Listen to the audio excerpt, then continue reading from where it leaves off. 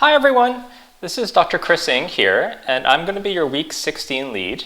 And I just wanted to have a chance to introduce myself this week and talk a little bit about how we together can make this week excellent for you. So first of all, who am I? You may have noticed I am not Dr. Tracy Pressey. Dr. Pressey is not available this year, and so I'm helping manage this week this time. So just a little bit about who I am. So I am a community obstetrician gynecologist, and I practice out of Langley. I deliver babies at Langley Memorial Hospital, as well as perform surgery there as well. So my background is I am a community practitioner. So my emphasis is going to be on what you need to know as a clinician. You've got lots of excellent learning opportunities from some of the world's best experts in things like physiology and anatomy throughout this week as well. So the first question anytime you sit down for a lecture is, why should I care about this? I mean, my time is precious. I'm exhausted from all these silly Zoom lectures and everything else. So the first thing I'm going to bring up to you is that this is going to be relevant for your future career.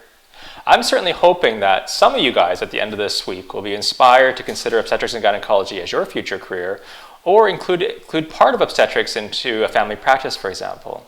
The honest answer is many of you guys are interested in other things, and that's fantastic. There's so much in medicine that you can be passionate about. Regardless, there's almost no profession you can pick in medicine that will let you avoid pregnancy.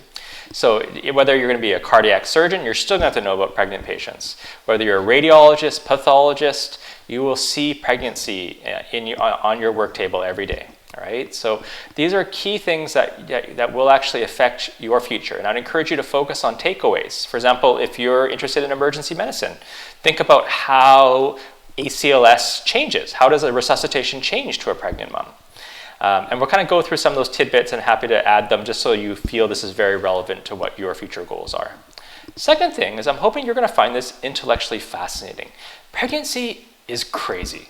So you are growing this strange being. Your whole body is adapting to allow for the growth of this strange being inside of you.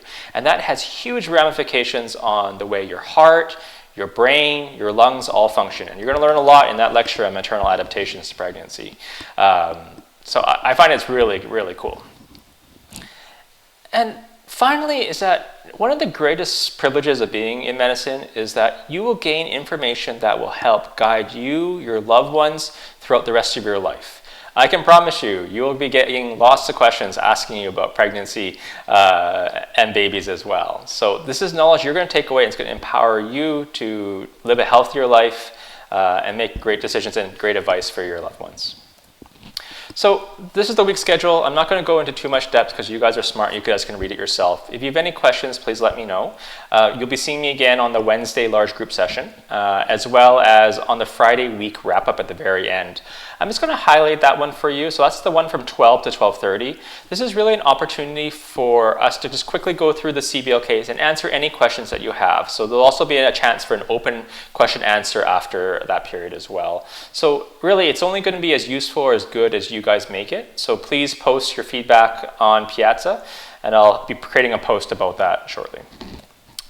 So before we go too much further, we do want to make sure we talk about inclusivity. You guys have just had a lecture talking about inclusivity from Dr. Corellia.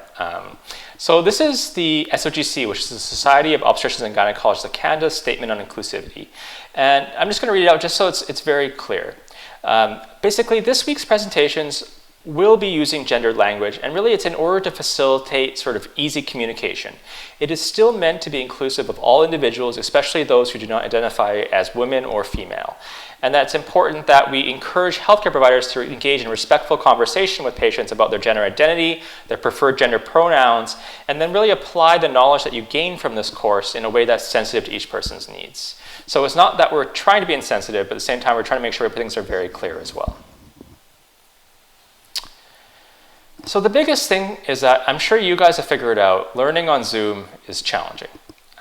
Teaching on Zoom is really challenging. And I hate to break it to you, we're kind of making this up as we go along. This lecture that's coming up on Wednesday, I have never lectured on Zoom before, so this is going to be fun. So we're learning as well. So I know engagement can be really challenging when you're sitting at home. I know this year's been just a mess for everybody, and it's hard to feel like you're part of this med school class. This is not forever, right? And I'm hoping sooner rather than later we'll be able to get back in the classroom and meet you guys face to face as well. And same thing goes for each other too. I'd encourage you guys to check in with each other as well. I know it's really hard because you guys don't really have a chance to interact personally anymore. And I can tell you that, you know, even 10, 11 years out, that some of the friends I made in med school are great supports, great friends that help me every single day. And they're gonna be some of your lifelong friendships. So do check in with each other as much as possible. But back to the topic of education. So really, I've got some plans to try to make this week a little bit more engaging, and this is sort of one of them. So there'll be a series of YouTube videos which are adjuncts to the CBL case. The big key with these is that this really is not testable. So a lot of these will go into a little bit more depth than you really need for your exam. I would still highly encourage you to watch them. Give the first one a try. So alongside this video is going to be posted a discussion about non-invasive prenatal testing, which is a form of genetic screening, as well as sensitivity specificity. And I know many of you guys are rolling your eyes, but really, I'm going to be talking about sensitivity and specificity in a way that is going to be clinically relevant, and you will take this away for hopefully the rest of your career. I'm also going to be making these as you go, so I'll be taking good questions off Piazza. If there's a common theme of questions or something that people aren't understanding very well, let me know. I'm happy to give a little extra discussion online. So if there's anything we could do to make this week better, just let us know, right? And finally, there's going to be a post on Piazza in a couple days just asking for questions for me, Dr. Kluftinger, who's a family practitioner who does obstetrics in Kelowna, and as well as Steffi Orda, who's one of our excellent registered midwives at BC Women's Hospital. So you'll have the chance to ask whatever questions that you have about pregnancy, about their careers, and this is for the Wednesday large group session. So I look forward to seeing what questions you guys have. And finally, feedback is really important, right? Again, because we're kind of making things up as we go, we need to know what's going to work. You probably haven't seen the last me after this week, well, depending on how bad your reviews are. But so we're all trying to get better at teaching through Zoom.